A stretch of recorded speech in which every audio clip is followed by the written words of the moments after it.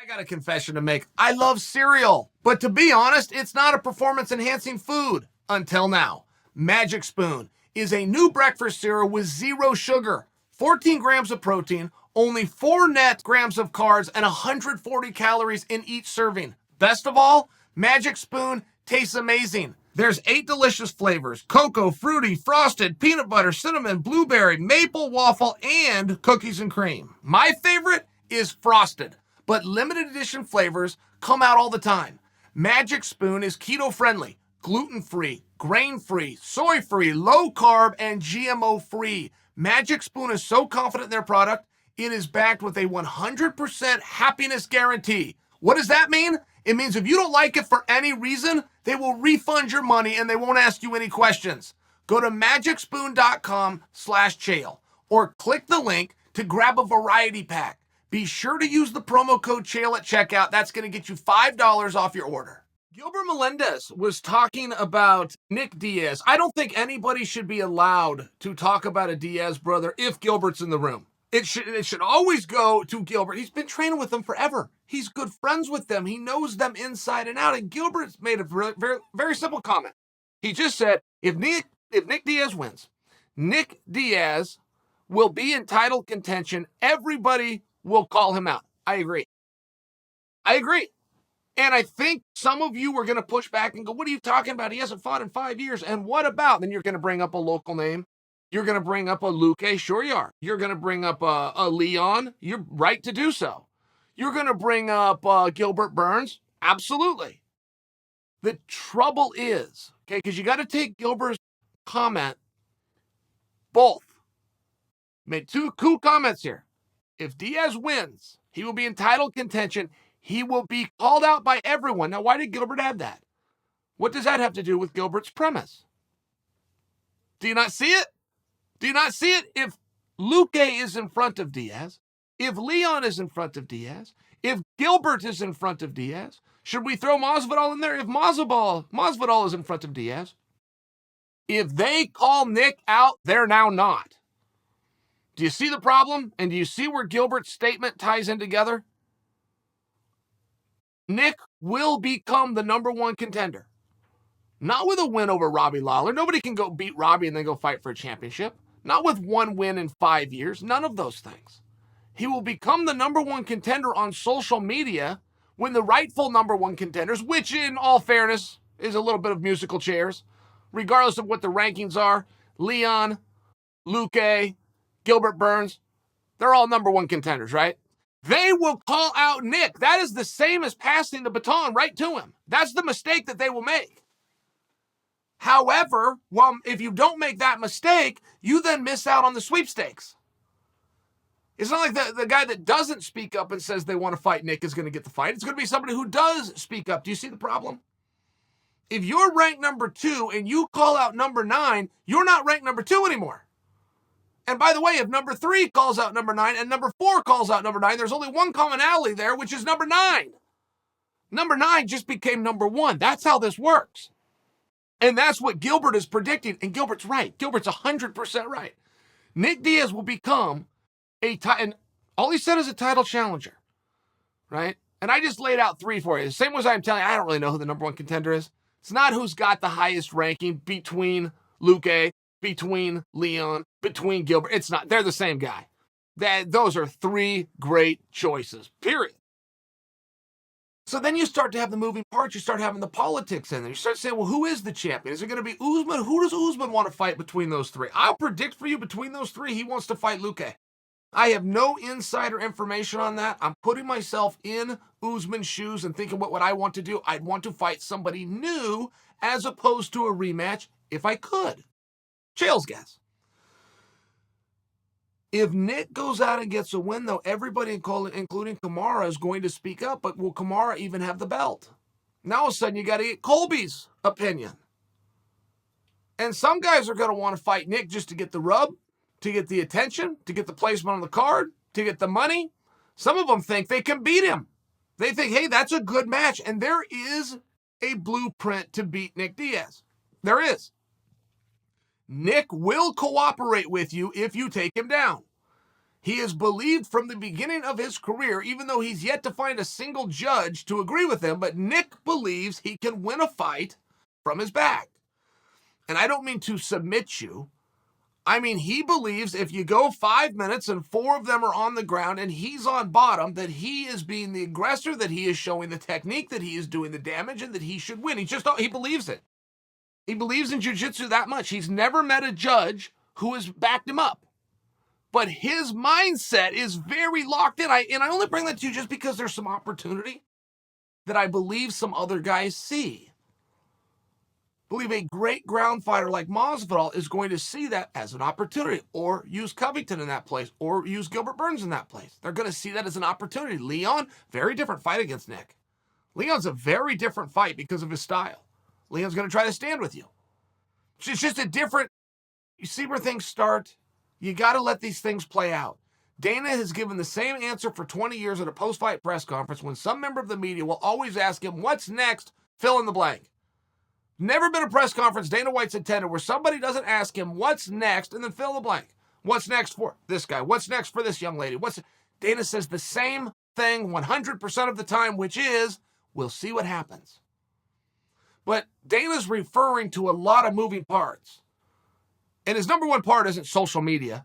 It isn't how these guys are going to argue or who gets the headlines or what the fans want to see. That's part of it. But Dana's also speaking to these guys being decompressed by a commission in the back. One of these guys is going to get suspended. 7-day, 30-day, 90-day. You've got some paperwork. Dana's answer is right. Let's see what happens. Today's Saturday, and I only need till Tuesday. But in that 72 to 96 hours, let's see what happens. And that's what he's talking about, just so you understand. Because you're going to see this question be asked as recently or as soon as the next press conference. And he will give you the same answer. Let's see what happens. So, let me ask you a part 2 to this question, okay? Does the impact of the first fight between Lawler and Nick that was 17 years ago have anything to do with this contest? You could try to be as sophisticated and analytical as you want. That is a mental question that only those athletes would know. If you want the real answer, you want the talking points, I could spend 5 minutes here. You want the real answer, only they know it, and they would probably never reveal it. Does Robbie Lawler have something where he got big brothered and put down by Nick Diaz that has haunted him, that he's feared and or respected for 17 years that hasn't gone away? Because if the answer is yes, he's got a problem. Did Nick Diaz, even in victory, feel something within that fight that all these years later, all the experiences and all the changes and all the training camps later, that he hasn't forgotten that bothered him? Because if the answer is yes, then there's going to be an impact. And it's very tough to know based on what you see and or hear. Because fighters don't come tell the truth. They're not looking to lie to the audience. They're looking to convince themselves. Fighter can't come out and say, I'm scared. He doesn't want to believe that. Wants to say something else and convince himself of it. Make it become a reality.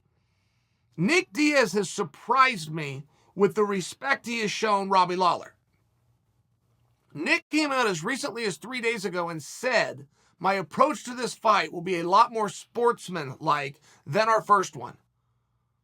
I was 22 years old when that happened. I was in a different spot. Now I train and work with kids. I want them to see a different approach to sport. Okay, great. Fully respect it.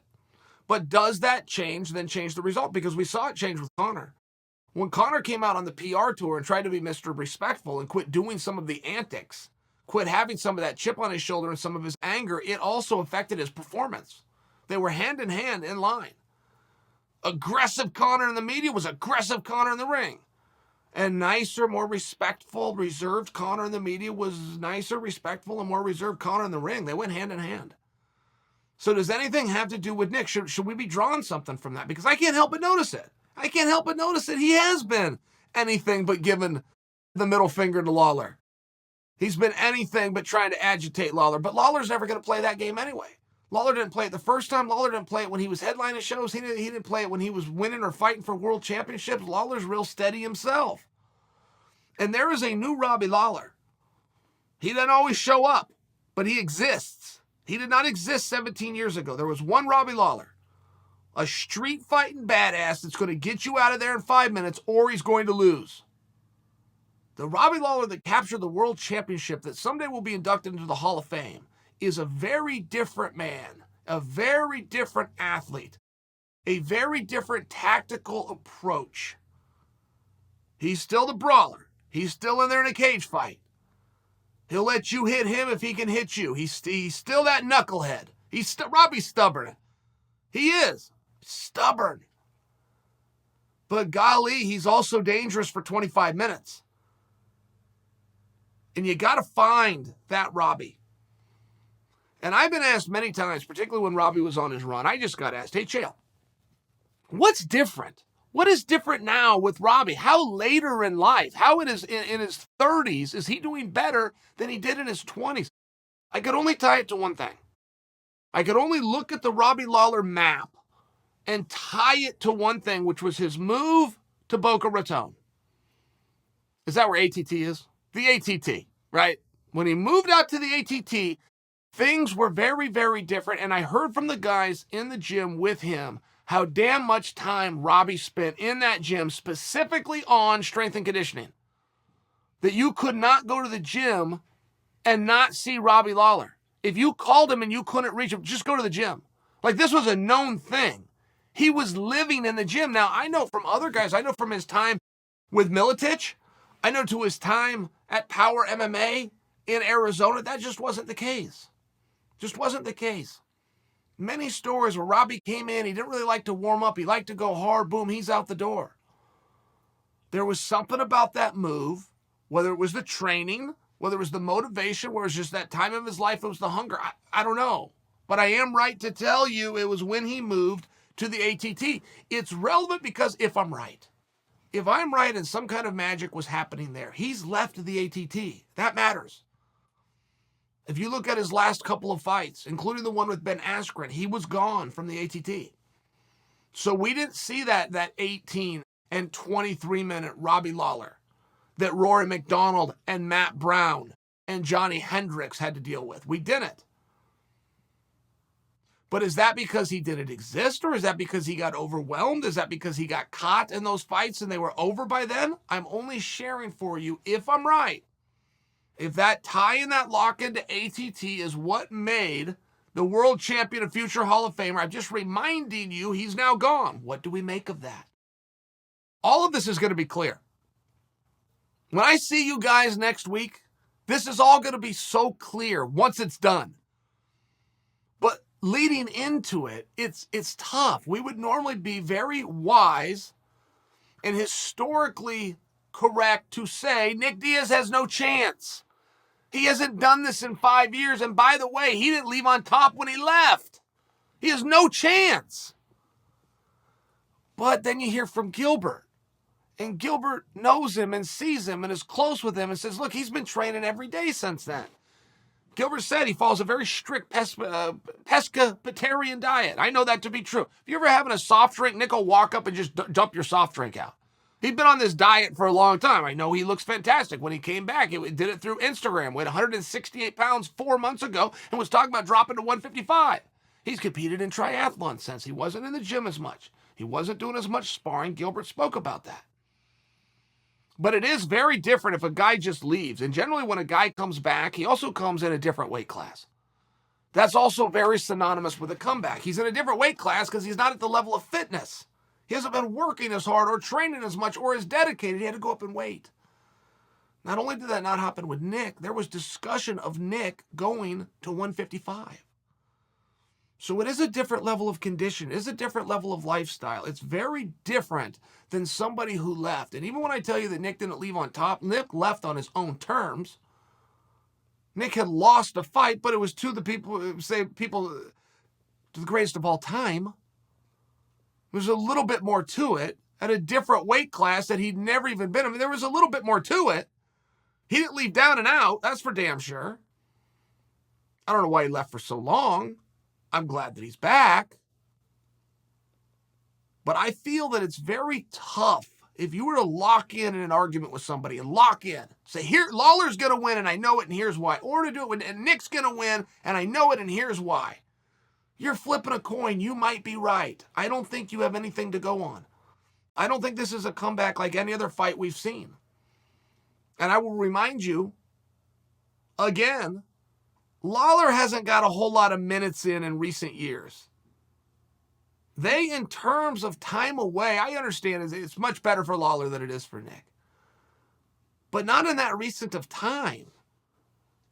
They're both, in many ways, making a comeback.